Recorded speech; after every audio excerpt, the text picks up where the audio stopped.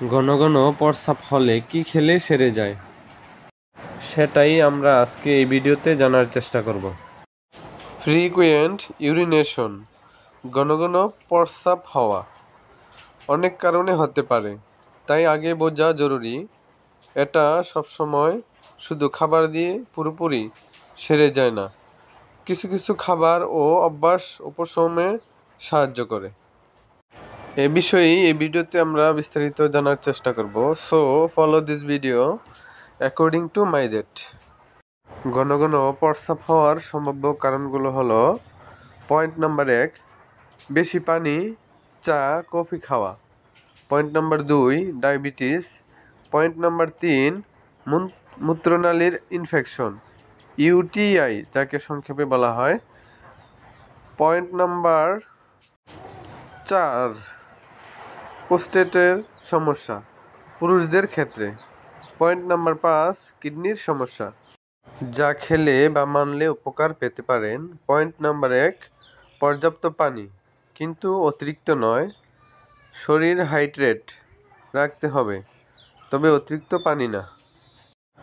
Point number 2, তরমুজ, শসা, ডাবের পানি প্রাকৃতিকভাবে মূত্রনালী পরিষ্কার করে। Point number 3, cranberry juice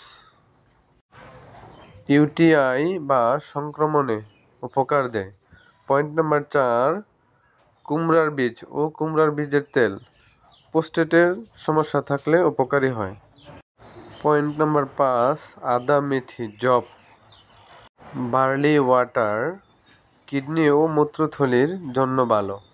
point number 6, caffeine, চা, কফি, কোলা কমান, এগুলোর ঘন ঘন প্রস্রাব বাড়ায়। পয়েন্ট নাম্বার 7, জাল ও লবণ কম খাবার প্রস্রাবের সমস্যা কমাতে সাহায্য করে। যখন ডাক্তার দেখাবেন। পয়েন্ট নাম্বার 1, প্রস্রাবে জ্বালা বা ব্যথা হলে। পয়েন্ট নাম্বার 2, প্রস্রাবে রক্ত গেলে। পয়েন্ট নাম্বার 4, রাতের বেলা অনেকবার উঠতে হলে। পয়েন্ট নাম্বার 4, ডায়াবেটিসের উপসর্গ, অতিরিক্ত পানি পিপাসা এবং ওজন কম থাকলে।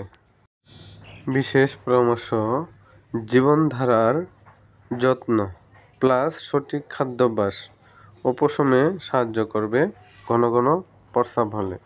তবে ঘন ঘন প্রস্রাব যদি নিয়মিত ও দীর্ঘদিন থাকে, অবশ্যই ডাক্তার দেখাতে হবে। সবাই ভালো থাকবেন। আসসালামু আলাইকুম। পাশাপাশি লাইক, কমেন্ট, শেয়ার এবং কমেন্ট করতে ভুলবেন না।